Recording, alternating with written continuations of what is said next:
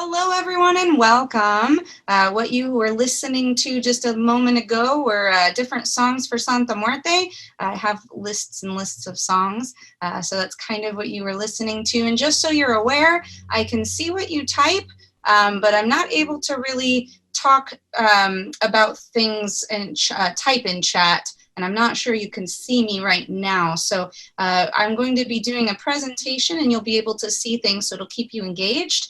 Please save your questions for the end so we can get through all the content, because I have this packed with a lot of information. So a little bit about me here. My name is Luna Eclypse, and tonight I'll be teaching you about the Bony One, the Skeletal Lady, Santa Marta, the Holy Saint of Death. And before we get into the bulk of everything, I just would like to introduce myself a little. And I love seeing all of you that came to say hi for me, to come to learn more about Santa Marta. Some of you may already know me, but some may not.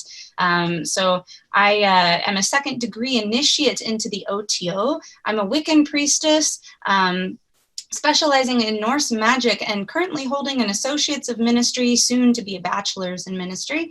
I'm a leader on the board of my city's Pagan Pride and Pagan Coalition, on the board of the State Pagan Leaders Association. I'm a founder of the Metaphysical Market Community and a devotee and priestess of Santa Marta, working with her for over 7 years now. And I've been dedicated to her exclusively going on 4 years. So I was introduced to Santa Marta by a brujo friend and roommate many years ago, who taught me a large portion of Santa Marta magic and native practices. And then I've likewise studied under a curandera to help fill in some of those gaps.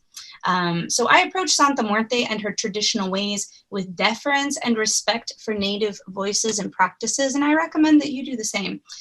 So I have been developing and teaching this content in classes and workshops as the Magical Rosary with Santa Marta for free online and also locally for 1.5 years now. And by the end of the year, the entirety of my content will be moved to a paid online platform for my courses, and I'll be working on several books out of the content. So I do have a Patreon coming soon, and I just started a YouTube channel. So for more information about how to join my online community, feel free to contact me. I also will have contact information at the end, as well as, oh, it skipped over it. I'll have some at the end.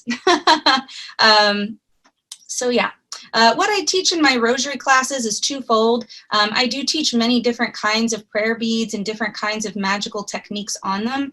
And I am going to try to go back to that last slide. Oh, there it goes. We're good. I skipped over it. So yeah, what I teach in my rosary classes is twofold. I do teach many different kinds of prayer beads and different magical techniques on them, and how to incorporate that magic into your practice. And the other half is completely dedicated to Santa Marta and working her traditional native practices exclusively on the rosary. I do teach the traditional ways to work with and connect to Santa Marta, including her origins and history, which we'll dive into pretty hardcore today. Which is also, it's important as well for working and connecting with any being in an authentic way to explore their origins and history. It is like any other relationship in your life. It can only be fostered through learning about the person and building a relationship through continual effort. I also teach some ways of blending Santa Marta into practices and rituals already well known in Western occult practices. It is, however, important to differentiate between the two. Santa Marta is a lot like Madonna, I like to say. She's ever changing and evolving, and she often shows herself as we need her to be in the moment, but she never becomes something completely new. She is always herself, and her roots are unchanging. The bulk of my practices with Santa Marta come from her native traditions and are her native ways. She does, however, enjoy trying on new outfits, I'll put that in quotes, of magical practice from time to time. And she also enjoys working with other kinds of magic with her devotees, so long as it's not in conflict or does not take the energy away from working with her in her native ways. By allowing her into your established personal practice while simultaneously learning about her native ways and practicing them, you both honor her and show devotion. I do encourage people to develop a personal practice with Santa Marta, whatever works for your relationship with her, but in no way should this conflict with the root of who she is, and in no way should it come at the expense of working her traditional magic. It's extra and icing on the cake, and it is a really fun way to join your to grow your personal practice and join it with hers. But in my workshops and groups, we are especially careful of imposing our will or our own ideas upon hers, as this is actually the definition of cultural appropriation. And working with Santa Muerte, I need to make sure that we talk about this subject real quick. So, as Western occultists, it is easy to accidentally incorporate cultural appropriation without meaning to, and to accidentally impose our own preconceived concepts upon her native traditions. It's actually so easy for us to come from what we know to comprehend that which we don't understand. That's how humans work. But in Santa Muerte Magick, there are many concepts that our Western society or even occult sciences simply do not have words or concepts for, that native Mexican practitioners understand sometimes in very different ways than us, even if they're similar.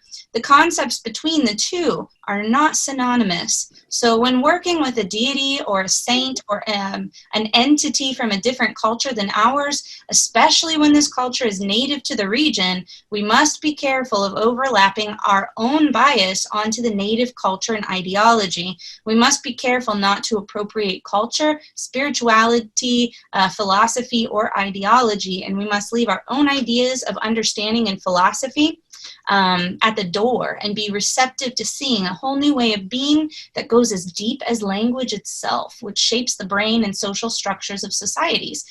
There are some cultures and languages that have a very open concept of time, for example, where everything past, present, and future is spoken about in the past tense or the present tense. This clearly will shape concepts surrounding spirituality and philosophy drastically differently than in Eurocentric ideologies, where we differentiate between past, present, and future. So it is important that we keep this in mind and understand that that's just learning things from a new structure is part of this. And try our best to do what we can to leave our Eurocentric ideas at the door. So try to learn without applying our own understanding of basic concepts such as time or gender or rationality. This is harder to actually do than you may think, but taking the time to go deep and suspend your own interpretations of what you think is accurate, when in fact it might be clouded by your preconceived notions, it allows you to go deep with a deity and to understand them in their practices on their terms. So in working with Santa Muerte, try to suspend your own understanding of basic concepts so you can truly grasp how the mysteries of Santa Muerte are from her eyes, and to truly harness her power. Beware of cultural appropriation, even if merely subconscious or based off your misunderstanding of her. Santa Muerte will definitely work with you to remedy any of these things in a kind and gentle way, teaching you new concepts and new ways of looking at life and the world around you. Beware of judging or misunderstanding her concepts at first glance, and if you do mess up, just simply learn from the experience and transcend what you thought you knew, so you can develop a deeper relationship with her, and she will absolutely love you and bless you for trying your hardest. So now let's dive deep into the bulk of the content. I titled this workshop Befriending Death, as Santa Muerte is death itself. She is the personification of death. Santa Muerte is also known as La Santísima Muerte, translated as Holy Death. She has a lot of different names that I'm not going to go into today, but you can look them up. She is a pseudo-pagan, unofficial Catholic saint, disavowed by the Catholic Church. And if you have your microphone on, it'd be good to turn it off, just so everyone else can hear all the content well. I just opened it up. I just admitted everybody. Thank you. Where was I? She is a pseudo-pagan, unofficial Catholic saint, disavowed by the Catholic Church and worshipped by her followers in Mexico and now all over the world. Hers is the fastest growing cult or religion. I'm using more the traditional version of the word cult. She has quite a following, and hers is the fastest in the world. And her official modern church originates out of Tepito, Mexico City. Her roots can be traced back through Mexican Brujeria, through the La Catrina movement, back through Catholic influence, through the Spanish occupation and Inquisition, as well as Eurocentric philosophy on witchcraft brought over to the New World, all the way back even beyond her origins as an Aztec, quote, goddess of death. and back even further still into forgotten pre-Aztec ages. She was known to the Aztecs as Mictlantecuhtli, or the Queen of Mictlan. Mictlan was the Aztec underworld.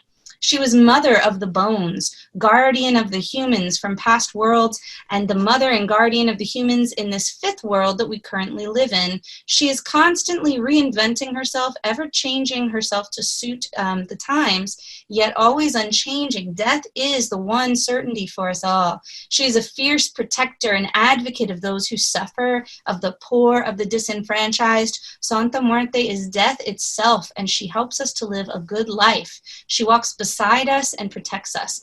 And when she reaps us, she wants us to have no regrets. A good death comes from a life well lived. Santa Muerte loves us all and simply wants us to live a good life before she comes for us. Death is love, and life is her gift. She is the embodiment of death as a primal force, as well as all of the elements that surround death itself. She is a being of karma of sorts, just to use a woo term to help you understand a little bit, because it can be hard for humans to understand what this means, as our view and perception of the laws of karma and death is very human-centered. Hers is structured around the primal nature of death and life itself. It is a pure understanding of the laws of this life that humans cannot comprehend at more than the surface level. So in this nature, some can be a little confused by her and her ways. Some are afraid, and some are even terrified at that which they do not know or understand. But her magic is extremely stable and grounded, and her power runs primally deep to the depths and roots of life itself.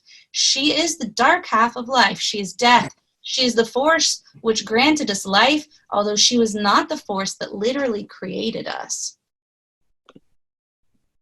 Oh, you can see me in a smaller screen. That's fun.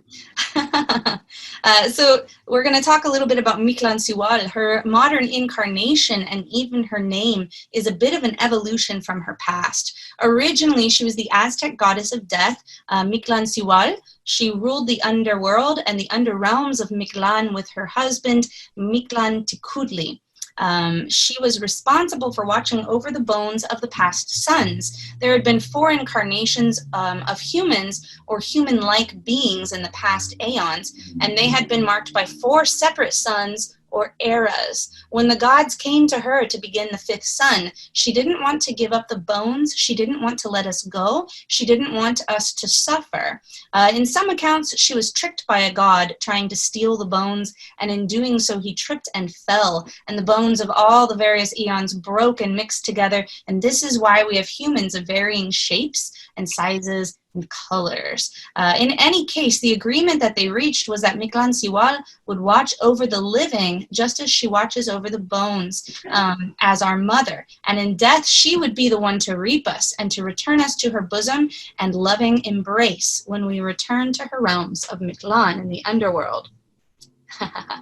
Excellent. The Aztecs believed that the souls of their ancestors went to the underworld called Mictlan, where they were protected by Mictlantecuhtli, the Lady of the Dead, who used the bones of the dead to make new life. Once a year, she would arise to visit the living, bringing the souls of their ancestors with her. And during Mictlantecuhtli's visit in August, they would hold a month-long celebration to honor the goddess and to honor their the ancestors as well, with music, dances, and ofrendas, or offerings. The Aztecs believed it was offensive to mourn the dead. Instead, they chose to celebrate life. This is in alignment with Santa Muerte's focus on living a good life, because death comes for us all. In this way, she is our mother who cares deeply for us and loves us, but she is also not beyond kicking us in the rear end when we need it. She simply loves us deeply and wants us to live our lives to the fullest in the best way we can.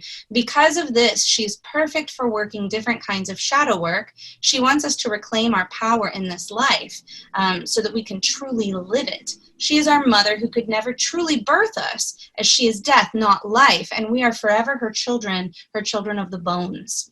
She is depicted in Aztec artwork as a skeleton with an open jaw, swallowing the stars during the day, reminiscent of depictions of Saturn that you might find as well, or even concepts surrounding Ra. There are some, but not the same, similarities to some of that.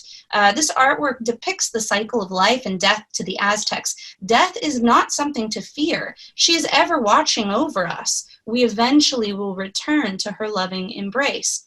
So Santa Muerte's origins as Mictlansihual, Lady of the Dead, Lady of Mictlan, are as the first child who died before tasting the nectar of life, or the bride who dies right before their wedding. You'll see here in different aspects of that. A child of possibility whose possibility was ended before she had the opportunity to taste life. Her mythos is that she was the first human baby to die or to be sacrificed, and thus she claimed, through her own divine right, the power of the queen of the underworld, Mictlan. She was alone in the darkness and searched within herself for the power needed. In this way, you may feel compelled to equate her to Persephone, but make no mistake, she is not. She is death itself. She does not directly translate to any Western understanding or stereotype or archetype, and so we must be careful again of not mislabeling her. The only way to learn about who she truly is, again, is to release our own view so that we can experience her and her mysteries in their entirety. So yes, Santa Muerte and Tonantzin, as who we're going to talk about now. Her counterpart in Aztec mythology, Santa Muerte was goddess of the dead. She was not able to actually give us life. She granted us the opportunity of life by releasing the bones. Her counterpart in Aztec mythology was Tonantzin, the earth goddess, the one who actually did create the life. Mictlansihual allowed the bones to be brought back to life, but it was her counterpart, her sister, as they'll say sometimes, Tonantzin, who was given the power to birth the bones back to life. This mythology is sometimes shrouded in a little bit of mystery. Some people describe it different ways, but essentially it's been equated to that of sisters, or like two sides to the same coin. This is a deeper secret of Santa Muerte, as she symbolizes the duality between life and death. But as the Aztec people were conquered by Spanish Catholic conquistadors, the gods and goddesses were assimilated by the Mexca or Nahuatl indigenous people into Catholicism through methods of forceful integration to Catholic and European ways. The Catholic saints and deities, or pantheon for lack of a better term there, were merged with the Aztec gods. Tonantzin became Mary, or Our Lady of Guadalupe, and you can still see Tonantzin's sacred imagery. I know this picture may not be the best because it's blue. Usually she's green, like what Santa Muerte is wearing.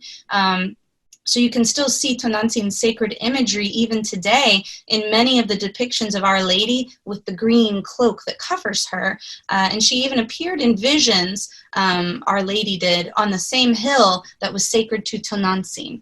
And housed Tonantzin's shrine. So Mictlansihual became Santa Muerte then, who became an underground and disavowed Catholic folk saint. She is seen as a heretical figure by the Catholic Church. So the Aztec gods came from pre-Columbian Mesoamerican religion. From their ancestors, the Aztecs inherited and adopted the gods of Mictlan, and they later were syncretized, like I said, with the Catholic saints and Catholic pantheon. So as the ancient Mesoamericans had a deep reverence towards death, it is not surprising that Santa Muerte's cult survives to this day. It is important to remember that her shift from an Aztec underworld deity to a folk saint came about from forced integration of natives to the Eurocentric ideas surrounding the ideologies of the Catholic Church. Many native people were brutally killed for their belief in their gods before this integration was fully recognized. This is also the time of the Inquisition. So the European Catholics, seeing her as evil, attempted to erase her completely. Her holy day, Day of the Dead, or Dia de los Muertos, which originated 5,000 years ago in the cultures of many indigenous people of Santa Muerte, or of Central America, including the Aztec, the Maya, and the Toltec, it was moved from August, like I was talking about previously, to November to coincide with All Saints' Day. So instead of a month-long festival in August, in Mexico, they now celebrate Day of the Dead instead on November 1st and 2nd. Catholic All Saints Day and All Souls Day is what it coincides with. So as with many things in Mexican traditional culture, the Spanish did not completely wipe out indigenous practices and beliefs. Catholicism simply cloaked the old ways with a new finish. Indigenous ways went underground, and many were still practiced openly under the guise of Catholicism, so they wouldn't get caught. Dia de los Muertos continues to be a celebration of life, although a lesser day for her is still recognized as August 15th.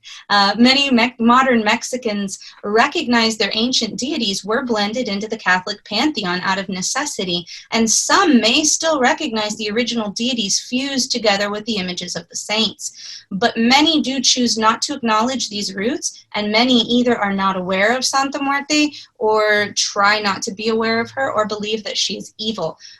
So just keep that in mind. Not all Mexicans are actually on board with Santa Muerte.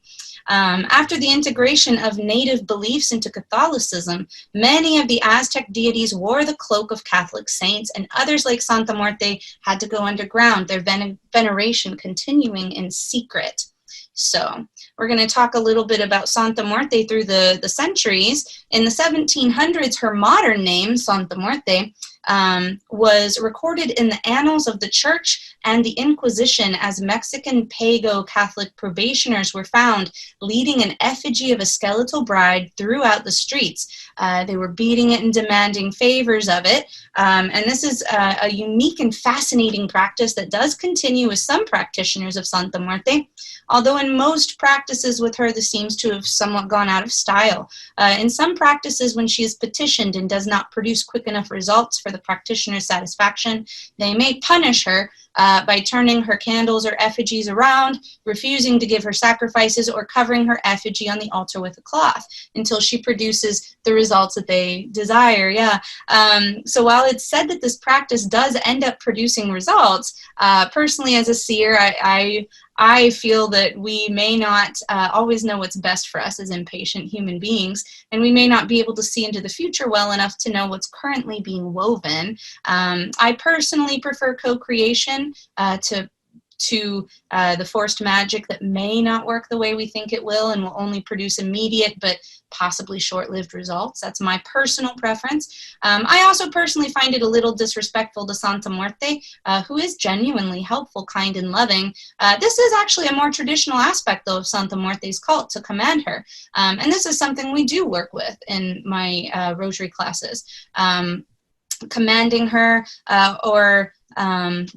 we don't necessarily punish her, but that's part of the traditional aspect to produce results. I just disagree, I guess, with the harshness of the practice, but we still wish as practitioners to remain strong and even commanding as we co-wield the powers of death herself. This all stems from our abilities to command the powers of the universe with the power of the gods. We are fractals of the gods, so we have the ability to act through them. Santa Muerte is a powerful spirit, and like many, she will intercede in a similar way to how you are requesting her aid. So if the energy of your request is weak, the response may also be weak. If the energy is strong and specific, so too the response will probably be strong and specific. So choosing to co-command her energies is how I personally translate this practice into my own. How you choose to work with Santa Muerte is only between her and the practitioner. So this aspect is certainly one method that some people do choose to use. La Catrina is another aspect to a certain degree of Santa Muerte. Santa Muerte iconology and ideology did resurface again in the cultural annals about a century later, from the 1700s we were talking about. In a political movement of La Catrina. At the beginning of the 20th century, Jose Guadalupe Posada created a similar but secular figure by the name of Catrina, which was a female skeleton dressed in women's fancy clothing of the period. This was an artistic, philosophical, and political statement against the class inequality rampant in Mexico at the time, and could even be said still rampant in Mexico in some places, many places. So yeah, the statement being made was that death, being universal, allows for fundamental equality. And while we collectively are a violent and unjust society, the imagery and symbology found in this art style, though, is recognizable as the sugar skull and Katrina artistry also found during Day of the Dead, when they celebrate that a lot of times, which, as Santa Muerte's modern holy day on November 2nd, also shares much symbology with her mysteries. So. I'll see about doing that, Mari. We'll find out at the end. So now we're going to talk a little bit about Tepito, and all these images are from different places in Mexico City and Tepito, and I've been able to visit Mexico City, but Tepito is a little bit more dangerous to visit, so I have not gone, but I would like to if it ever becomes a little easier to visit there. Modern veneration of Santa Muerte and practices akin to what we see today were observed and recorded throughout the 1940s and 60s, although her cult still remained mostly underground. She did resurface again in the 1990s as her altars were discovered entangled with cartels, which earned her a bad reputation, which we'll talk about in a minute. She finally emerged back into the light in the early 2000s when her church in Tepito erected a permanent shrine and then a church, leading services every week to hundreds gathered in the street. And even now on her holiday of November 2nd, they will dress her up really pretty and throw all sorts of festivals as well. She can now be found in botanicas and roadside shrines everywhere, and her cult has spread into the United States and beyond, where she has gained quite a following. So Santa Muerte does not judge. She loves and accepts all equally as her children. She helps enable us to live our best lives so that she can grant us a good death, hopefully when it's our time, hopefully not early. This can look a little chaotic to humans who judge themselves and who also judge others. We may think that some people are not worthy, or that we ourselves are not worthy of happiness or success. Santa Muerte wants us to live a good life. She wants all of her children to live a good life. She will never turn anyone away, and she will be the one to greet us in her arms upon our death. Death is love itself. Death is her embrace. She will help anyone who seeks her, but she will not help you unduly harm or force human judgment or revenge upon others without it coming at a great cost. She is karmic justice, not judgment. She is the great equalizer. So a lot of times if you try to do this, you might find that she didn't do what you had wanted to be done to someone else, because that's not how she rolls. You could try it, but it just may not work. She will sometimes use a kind of like trickster energy to teach you or to lead you into the path that's best for you as well. She will give you the rope that you desire to enable you to either succeed or to kind of hang yourself a little bit, depending on your choices. Either way, the choices will eventually lead you back into her loving embrace anyway, so she doesn't judge the choices. The consequences speak for themselves. Death comes for us all. She is a hands-on teacher and will place things in your path to teach you. She also respects the chaotic nature of human free will. We ourselves are chaotic creatures to her. So bottom line, she's non-judgmental, and she will want to teach you to be free from judgments as well, because that makes you truly free. We don't understand this naturally a lot of times, so it can feel confusing to us until we see it and feel it in action. So Santa Muerte, again, is death itself, a primal force, and she will aid all of her children when they call to her without judgment, even more so if you're a devotee. So as I mentioned previously, her rules and cosmic viewpoint is more primal and less aligned with the human concepts of justice and morality. For example, both the cartels and the police work with Santa Muerte to keep themselves safe, as do cab drivers or anyone else who's out late at night or who has a dangerous existence, leads a dangerous existence. Santa Muerte loves us all and doesn't judge us. She will help anyone who comes to her. She will grant our wishes and help us to live our best lives no matter what we have done. She will give us enough rope again to either help ourselves out or to hurt ourselves, depending on what we want. She lets our consequences speak for our actions, but she will love us and help us equally. As such, she's often misunderstood by those in Hollywood and popular culture and even the Catholic Church as a, like I said previously, quote, cartel goddess. And this is not entirely true. She simply loves those in the cartel just as much as anyone else, sees them as valid human beings, and they're also her children. And if they come to her, she will help them to live a good life if they so choose. It's up to them to decide how they wish to use her help, and they will either suffer or enjoy those consequences. There is, however, a possibility for one not to have a good death, and this makes death herself cry and mourn. The concept of life potential needlessly wasted creates a deep pain within Santa Muerte, as it is a pain that she who has only known death, she who has had this potential taken away herself, she knows this intimately. After witnessing the aftermath of a live shooter almost a year ago, I was brought to tears by the confused, emotional, and upset spirits and the grief-stricken mourning of Santa Muerte herself. It was very powerful. She was crying for them, and she showed me that sometimes she is forced to give someone a death that is not the good death that she would like to give us all. Humans, again, are chaotic creatures, and although she will welcome us back to her arms with her loving embrace, when these unfortunate humans who are not, it's not their time yet, are reaped, they are not yet ready to cross over. It will take them a little time to return to her embrace, and she mourns that. She is a lady of immense compassion, and this is the only chaos that I've really ever seen that makes her weep and cry out and mourn as well. It was actually a bone-chilling sight, and eventually the victims of that shooting, their spirits did find their way to her arms, but only after community involvement and intense healing was done for them.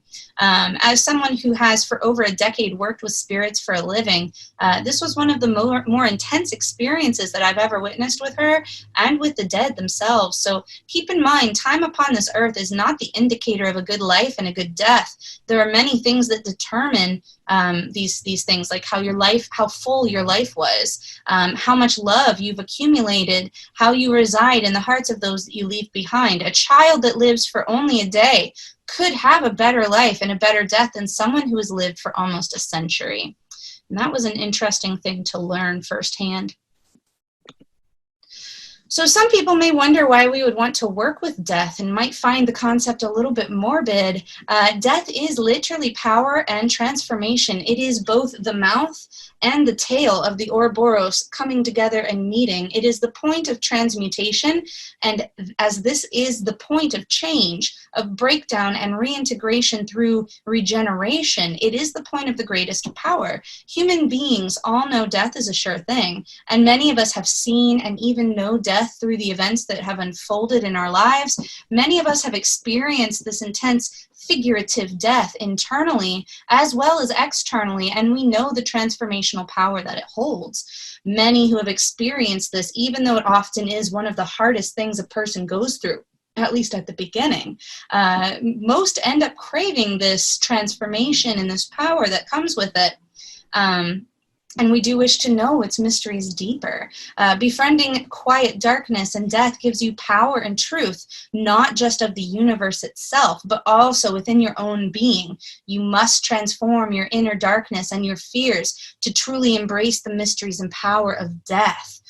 The mysteries of death in Santa Muerte are very personal. Death comes for us all, but in the meantime, she wants us to live a good life before she comes to reap us and end that life. Santa Muerte can only embody death. Life is the one thing that she cannot have to or experience. Therefore, it's the one thing she truly holds sacred. Moving on for a little bit of the magical systems of Santa Muerte. Santa Muerte is a full magical system in and of herself. You don't need to work with anyone else if you don't want to. Her modern ways of worship have emerged from a mixing and blending of various forms of magic to develop her own unique system. Her physical expressions of magical work stem from her Aztec and native Nahuatl and Mexica origins, from Mexican traditional witchcraft or Brujeria, from native healing and magical systems of Curenderismo, European grimoire traditions, Catholicism and Catholic mysticism, African diasporic traditions, political class activism like we talked about, and more recently there's even been some influx of hoodoo, modern paganism, Wicca, voodoo even, and chaos magic. and even a little bit of straight woo from time to time. Her worship and practices have become a bit of a creole over the centuries, and even today she merges very well with concepts and ideas, powerfully taking up residence in modern hearts and minds of those who need her magic most in their lives.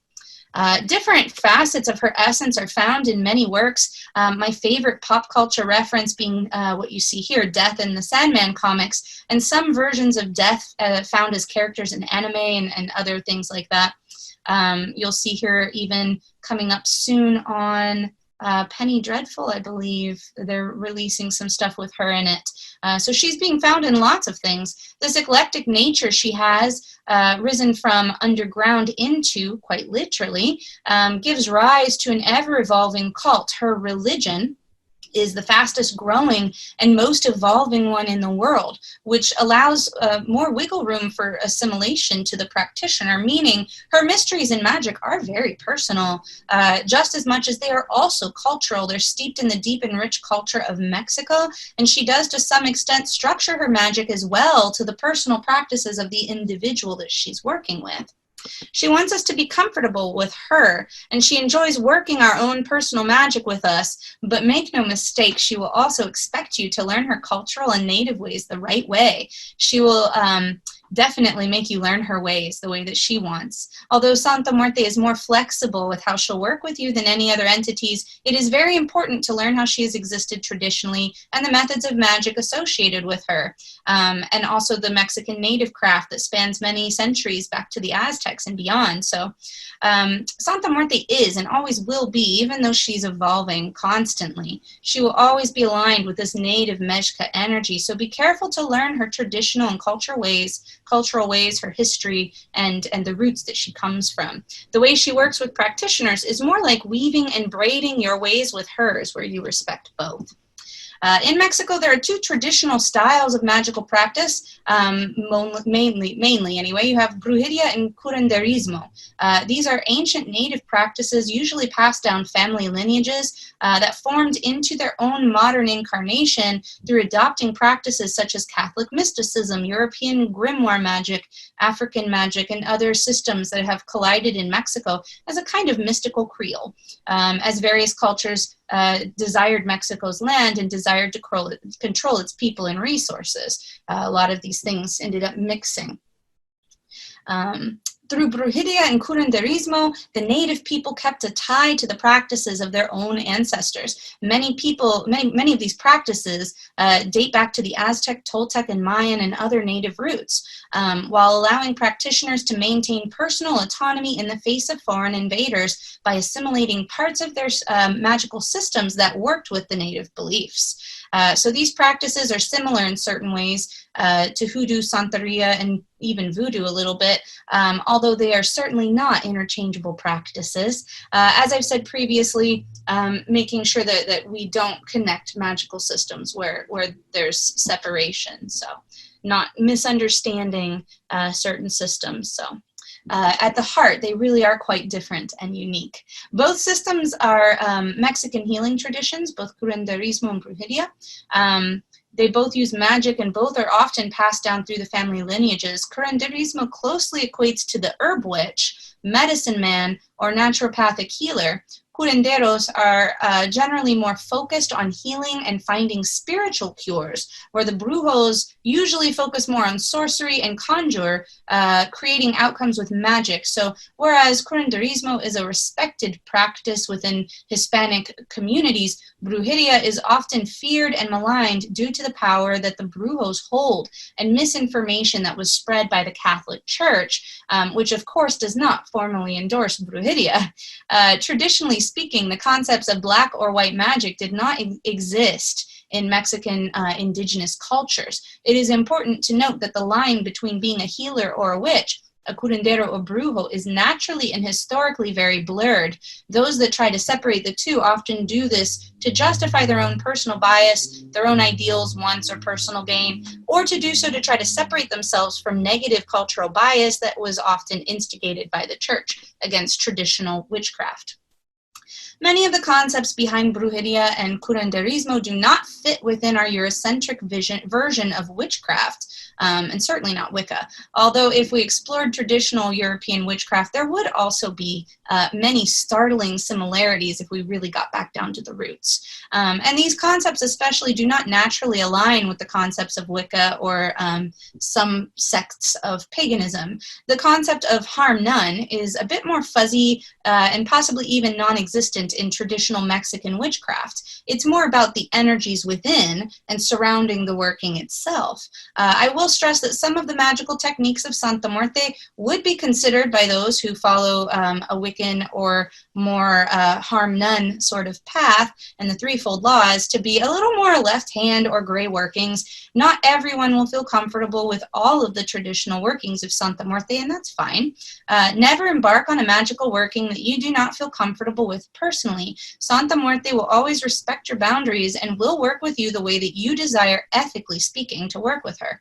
If you do embark on these workings, you must attempt to keep your karma clear, because that, and I use that in my own term, but keeping your energetics clear as you do so, and perform each working the way that Santa Muerte actually desires you to, which always will mean ultimately surrendering the working to her.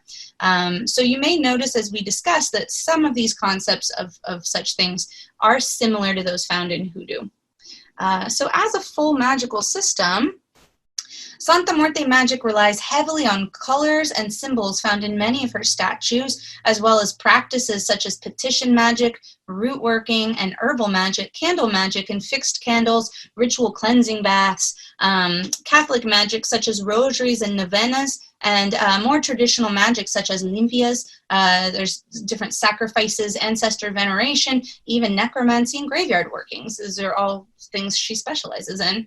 It is important to understand why we use Catholic-style prayers and things like rosaries when working with Santa Muerte. Although the native magical practices of Brujeria mixed with some of the 7 African powers, Curenderismo, native Aztec magic and things like that, that remains, and also grimoire practices, that forms the basis of her magical practices. One of the major hallmark traditions of worship for Santa Muerte is through Catholic-based practice altered for her. You will find this in the rosary, the novena, the mass, and many other practices. And you can also look up her church in Tepito to see how she is worshipped there. They have some of their services online on YouTube.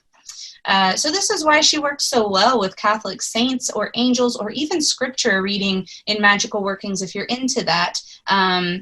Even the Orishas she works well with because of the synchronization. So yeah. This is also how practitioners work with Santa Muerte in Mexico a lot of times, and when we design practices to her, it's a good idea to follow suit. Not to say, again, that you cannot use Santa Muerte in other ways of magic. You just cannot claim that it's linked to her native practices, and you cannot claim that it's authentic to her ways. So a good example of this is using the LBRP, Lesser Banishing Ritual of the Pentagram, for Santa Muerte, and as I have done with her, and she loved it. This is not authentic to her practice by any means, but it does work quite well for her, and it works well with her magic, partly because the LBRP is an extended practice of what is found in the Catholic Church. So feel free to work with Santa Muerte as she leads you, but do be careful how you represent her and make sure that you understand and are able to say the difference between something that is native and something that is more interesting, that that's not linked, that's completely different from her native practices, something that's not what she normally would do. So Santa Muerte's traditional colors are white, black, and red, and bone as a more traditional color, usually being mostly interchangeable with white. It's most likely her color magic derives from a mixing and blending of cultures over the past half a millennia. Beginning with Aztec and pre-Aztec peoples, the Spanish conquest and infiltration of Spanish and European magical systems, Catholicism, and African influence, the colors of Santa Muerte have developed along with traditional Mexican witchcraft, brujeria, to produce the ever-changing cult of Santa Muerte. So many of Santa Muerte's festivals and magical systems are still noticeably linked to their Aztec roots. So it is likely that these 3 main colors descended from the Aztec system of magic. the white aspects of Santa Muerte are actually an all-purpose color. White can be used for anything, really, and this is the basic fallback color for Santa Muerte.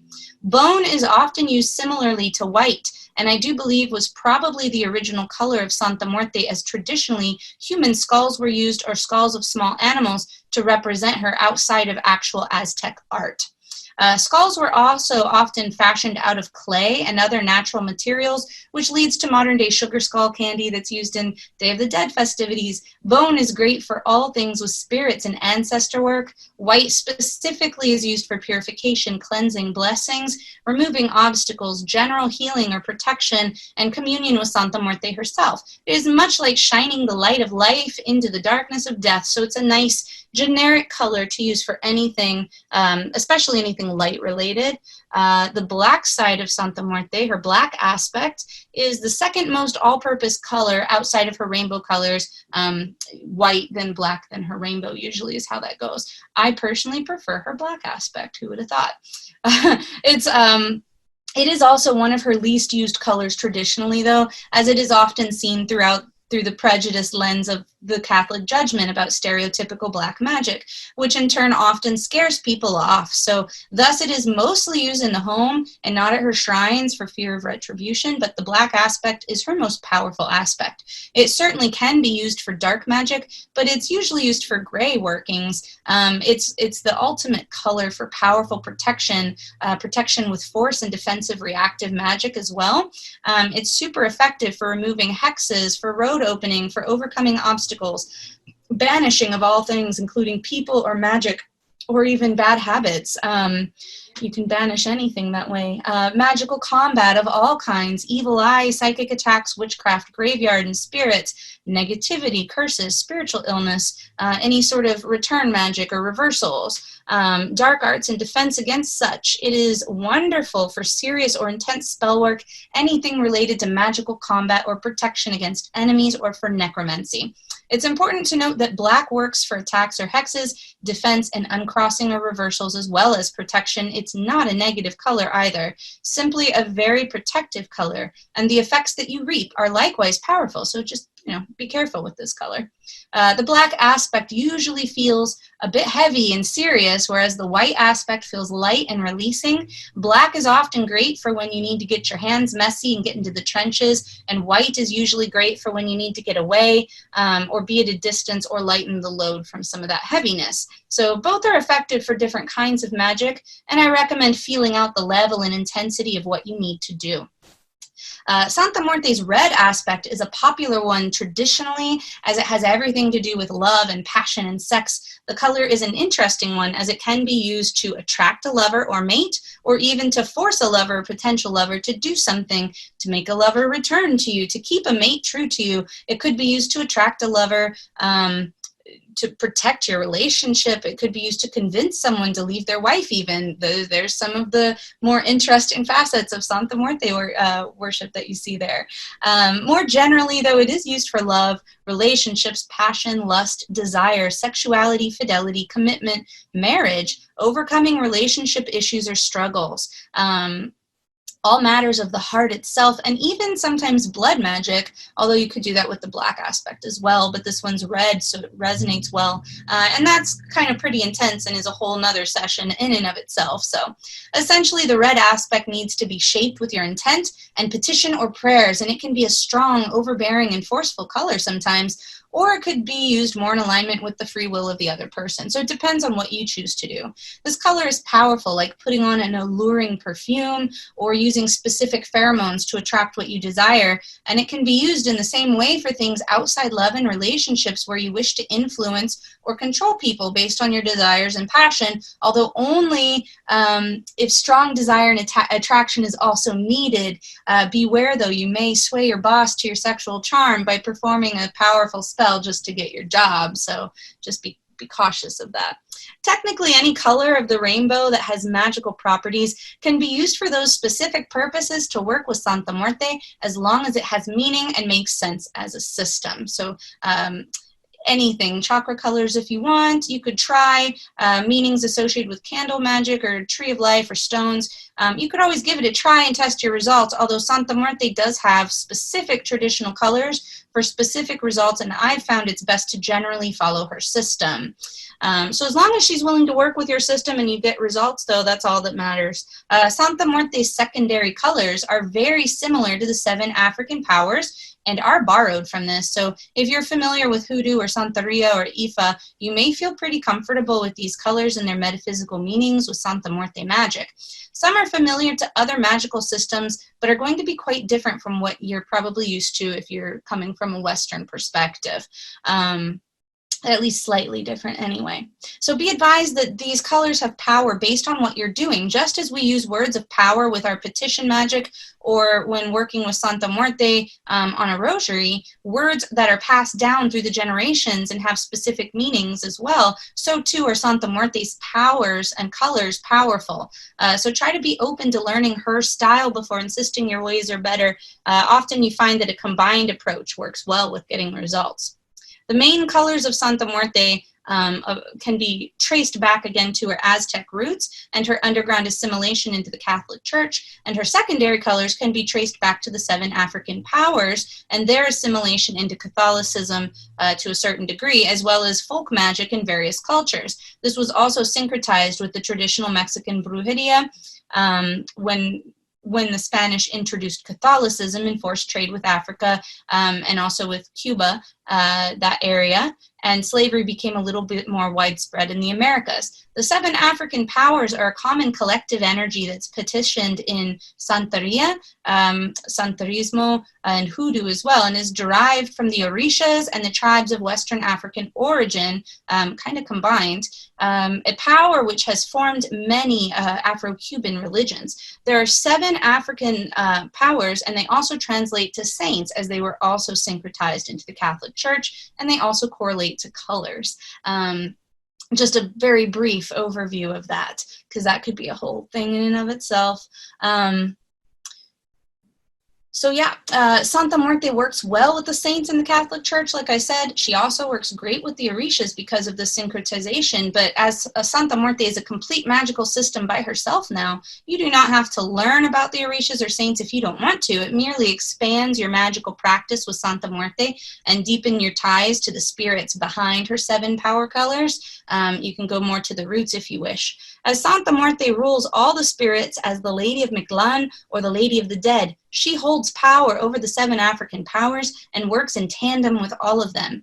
This is a natural assimilation. As such, it lends itself well to Santa Muerte magic, and these colors were imprinted upon Santa Muerte magic in her own unique way.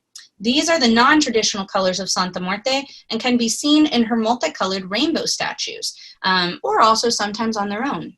So these are often slightly different color associations with these 7 African powers, as each of these orishas have several different colors associated with them usually, and Santa Muerte colors also can differ slightly on each rainbow statue of her. So depending on what you see online, it might be slightly different colors. So yeah, continuing on, we'll focus on some of the main colors you'll see for Santa Muerte magic on the secondary colors. And this is not an exhaustive list. The rainbow, usually we see gold for abundance, wealth, purple for change, for the better health, letting go. This is one aspect anyway. Silver for good luck, stability, and blessings. Red for passion, love, romance. Copper for removing negative energies, cleansing, and protection. Blue for spirituality, study, and prosperity. And green for money, justice, and success. Gold for money and abundance. Silver, copper for luck and success and road opening. Green for justice, winning money. Blue for wisdom and knowledge. Purple for psychic and spiritual things. Yellow for health and healing. Amber for addiction and rehabilitation. Pink for beauty and self-love. And brown for necromancy. So there were a couple different ways of looking at that. So even with some practitioners, it might vary slightly. If you do some searching online for images, you might no doubt come across the rainbow and multicolored Santa Muerte statues. The multicolored cloak is just a way to receive the positive effects of each color without the need for several statues on a single altar. When you don't have the space or the funds for several different statues, or when you want to work with the Santa Muerte on each different aspects of your life. A multicolored statue offers a solution and combines her magic with the energy of the 7 African powers, as we previously discussed. I'm going to power through some of the rest of these. The symbols, she also has power symbols that you can work with and tap into that magic of the items associated with her that are most often found on her statues. Her owl grants wisdom and knowledge, access to other realms, intuition, psychic abilities. Her cloak is used for protective magic. Her lantern illuminates the darkness and opens paths. Her scales of justice restore balance and equality to the world. Her hourglass can be used for time magic and to alter the flow of time. Her globe, or the world, holds the strings of fate of the whole world in her hands. The globe that is in Santa Marta's hands is a very powerful portal for change and road opening. Her feet can be used in domination magic. Her scythe can be used for protective and projective magic, attack and defensive magic, and is one of the most powerful tools she possesses. It can also be used for cutting cords and reversals, and her sacred numbers are 7, 9, 13, and a lesser number would be 5. These are used for banishing or invoking energies, so you should work with them according to what you desire in your working. There are many other tools or symbols to Santa Muerte, such as butterflies, moths, wild marigolds that are called sempashwil, and many other symbols, although the ones I mentioned are usually the most common. I'm going to breeze through the Limpia. Limpia is something that people practice a lot of times with Santa Muerte, and it is basically a common ritual for cleansing. It's a healing cleansing ritual, often used with flowers, herbs or flowers bundled up, an egg, or more rarely a coconut. There's a glass of water for divination and a candle to hold and cleanse the energies. It is a way to cleanse with Santa Muerte that is native to Mexican, Latin American culture generally, and very good for cleansing with Santa Muerte. The magical novena I kind of mentioned. It is a 9-day prayer sequence to a saint or deity, most often used for a serious request or working, and you pretty much just like co-create by doing a lot of, I don't want to say pleading or begging, but there's a lot of petition magic used in a novena and a lot of cleansing. A lot of times a ritual bath will happen. A lot of times you should do a limpia with it in conjunction, and you must do it at the same time every day for 9 days and do the same prayers. And that's something that we also talk about in my rosary classes. But I'm going to skip over that because we're running out of time. Altars are a little more important. It's one of the most important aspects of Santa Muerte magic, as it's her sacred home and working space, and as it's unique as the practitioner. But most common similar elements would be you must have an image of Santa Muerte, either a statue, a picture, you could print it online, or some sort of representation. Water is very important, as water is life. And that's what gives her life as she comes to this plane. Some sort of something for being able to offer things up as sacrifices. So either an offering plate or glass, something along those lines is a good idea. And fire is very important as well. Or candle and incense, usually a candle's perfect. So altars can become super complex and show many different elements. I put some of the more native elements on there, but they can also be very simple and just say have what I said. Altars are not, they're important to her, but she only asks for our devotion. Everything else is a bonus. If you don't have a whole lot of money, she will absolutely work with you. And if you do, she'll more than likely expect you to give back to others or to her. And she may even spread throughout your house. I've seen that. Some people do set up an ancestral altar close by Santa Muerte's altar, since she's responsible for all things relating to the dead, but that's up to you. Some people prefer not to. Just make sure that whatever you do, even if you have saints and whatever on your altar with her, that they are not on her altar. They would be on the sides of her altar, because her altar is her altar, and she does get a little bit defensive of her space. She likes to have her space, and if you're a devotee, she will probably take up the majority of your house and your car, as she has me, which is great. Like, I always wear something of her as well. This is pretty common experience among devotees. Yeah. And now we're going to get into the very end here, so we can wrap up, talking about sacrifice. Death needs sacrifice. Sacrifice is an important aspect to Santa Muerte worship. As she is death, everything she touches becomes devoid of life. She requires the sacrifice of life to fuel our lives with her power. Historically, these sacrifices may literally have been life itself, but modern worship has evolved to incorporate more common sacrifices such as objects or even acts of service. As with incorporating love languages, to give and receive love, there are many ways to offer sacrifice. After all, sacrifice is the act of showing love and devotion.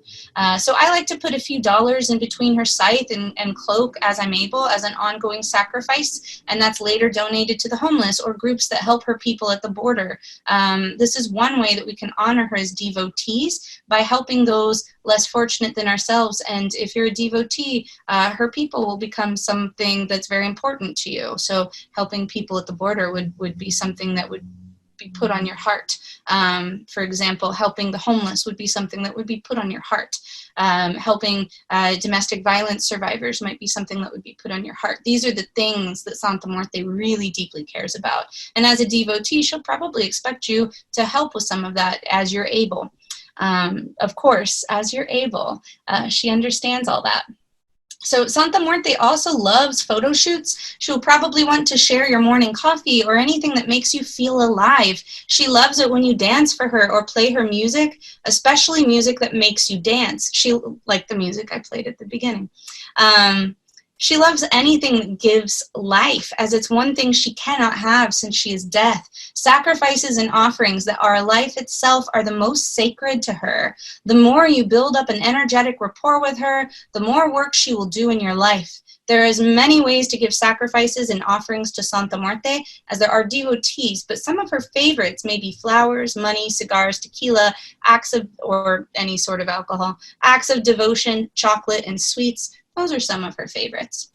So, to honor her, give her anything that is of life. What she craves is the essence of life, all of it, joys, pains, laughter, sorrows. She wants us to live a full life. Devoting your life to her, therefore, is the highest service one can give.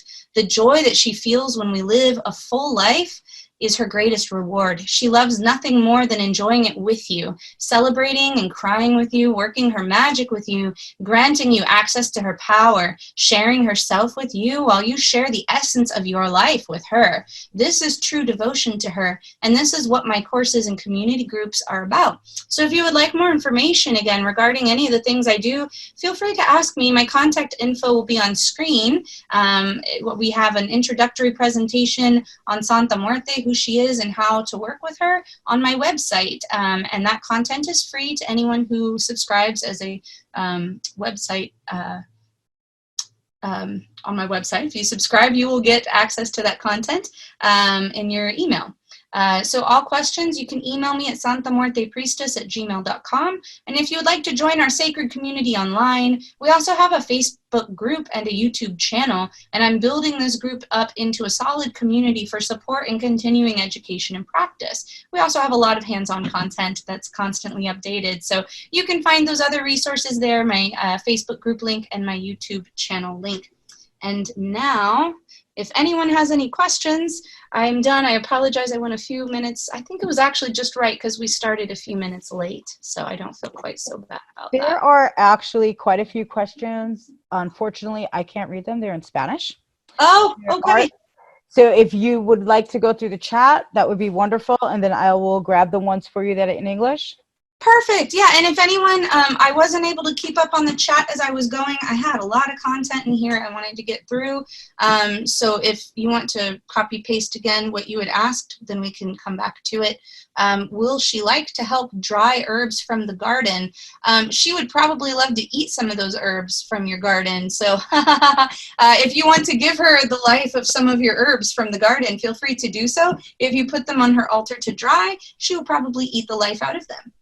So just make sure whatever you put on her altar is an offering to her and not something that you're trying to use in spiritual things later. Just FYI. And with that, I suppose I would say there's some things that, like, there is a special type of chocolate that I use on her altar specifically for communion. And we do talk a little bit about communion in my courses. We go into that, but where she'll completely suck all of the life out of it and put her essence into it. And she knows because I work with her and we have the same chocolate for this. And I put it at a very special place. Instead of in her offering dish, I put it at a different place behind her that she can feed off of. And when it feels right, then you know it's ready and you can do communion with her. But it's better to know a little bit about what you're doing if you do that. Otherwise, anything you put on her altar, she will consume. Yes. That's the purpose of it. Yes. Yeah, and that's just a special ongoing working I do with her. So. Okay, so we have one. Wanting to know if she works well with other death goddesses. Yeah. And the best way to contact her. Okay. So what I have found, I have, like, you know, statues of other death goddesses. I'm working with Persephone this year, you know, pretty intensively, and she's fine with that. So if you're not a devotee, I'm a devotee. I literally, she's my patron. She's my only patron. She's always been, like, I didn't think I'd ever have a patron. I'm like, whatever. She's like my only patron, and we have a relationship is what it is, like a god spouse almost. Similar concept. So any magic that I do with anyone else, with any other gods or anything, if they're not okay with her, we won't do it. So essentially she's pretty cool, I found, with anyone, as long as they're not stepping on her toes. So, like, I've heard other people say her and Hecate don't get along. I've actually not found that. Don't put Hecate on her altar. Then they won't get along, but they get along just fine. Usually what I found is Santa Marte's like, you sure you want to do that with her? You could do it with me. You know, I do that and more is usually what she says. So if you do something with a death goddess and her, I've not found that it's a problem, as long as the two are willing to work together. And I've honestly not found any issues with any of that either. So. It's a good question. But like I said, she is a magical system in and of herself, and she'll remind you of that more than likely. Is there an especially effective way to contact her? You know, it seems to vary differently for different people. If you establish your altar space with her and keep it clean and give her sacrifices, give her water, keep her water glass full and clean, because that's life for her. That's how she can, it really makes a difference on her altar space. Giving her sacrifices, praying rosaries to her, these are ways to really bring her down. And I've been trained by someone in the voodoo community. I'm not a voodoo initiate, but I've been trained in a lot of those ways. And the way that I do my altar space is very similar to the way that they would. And that's how I teach in my classes. That's the type of consecration that I teach. And that is powerful. And so when you do that type of consecration, you'll feel it, you'll know. But even if you don't, if you set up a good altar space and tend it that way, you can just address your questions to her, and not even just questions, pour your heart out to her. That's what she's there for. She'll hear you, she'll listen to you, and she will respond. For me, I've found a lot of that has to do with your own psychic senses. And I've been a tarot reader and Reiki practitioner and like all of the things for like a very long time. So for me, my psychic senses are pretty built up. When she talks, I hear her. I know things. Like things is just very quick, very right away. She sometimes comes to me in dreams, but not as much, because we usually just carry on a literal conversation. I also sometimes use my pendulum. I usually wear one. It's hanging up right now, but I'll ask her on my pendulum sometimes. You can also, she's got oracle cards that I love, and also tarot cards of hers that are amazing, both by the same author. There's a few different types, but you'll know the one when you see it, because they're both by the same author, and those are great too. So if you are good at doing card pulls, you can talk to her that way. A lot of people, though, really do. She visits them a lot of times in dreams, I've noticed. Not as much for me, because we carry on conversations, but a lot of people she has visited a lot of people in dreams. So pay attention to your dreams. Ask her to come through in your dreams. She will. Okay, someone wants to know, is there a resource you can give, or is there a school to learn more? So I definitely recommend going to the Facebook community that I posted. And I definitely recommend that. And that's if you just look up Magickal Rosary with Santa Muerte, or it's Facebook /groups/Santa Muerte Rosary, santa.muerte.rosary. You'll be able to find it. There's a brujo. The brujo that trained me is a part of that group, and he does answer some questions, and I'm going to have him on for some live videos. I put up all sorts of things there. We have connections with groups in Seattle, the Santa Muerte. Was living in Seattle for a very long time, so the Santa Muerte community out there, we have connections with them. The Santa Muerte community in New Orleans, we have connections with them. On that Facebook group, there are people from so it's a great community, and we're building it even now, so it's just going to get better. I highly recommend that. I do also recommend, if you want to go through a course, I like the Curious Curendera course, and she has her own website. She does her own Santa Muerte courses, and also courses in other types of Mexican style, Curenderismo and things like that. There is someone out of LA, and I forget his information right now, but I believe, I remember correctly, he does the different brujo classes and stuff as well. So Mexican witchcraft more for him, and he's got a lot on Santa Muerte too. And I, for some reason, can't remember his website, but I have it bookmarked because I love him. He's great. So yeah, I would recommend doing those things and asking around, and you'll definitely find the answers that you're seeking. And as you said earlier, everyone else with other questions that we haven't gotten to can go to your webpage. It's lunaeclypse.com. Yep, Luna Eclypse, ECLYPSE, spelled with a Y.com. And I have posted it in the room as well. Oh, good. Santa Muerte Priestess at gmail.com. You can email me, Santa Muerte Priestess at gmail. And I'll get your request there as well. So, yes. Lots of hugs and kisses and thank yous. Thank you so much. Thank you, everyone, for coming. It was my pleasure. Thank you for Bony One being bless here. you and guide you. Beautiful. Thank you.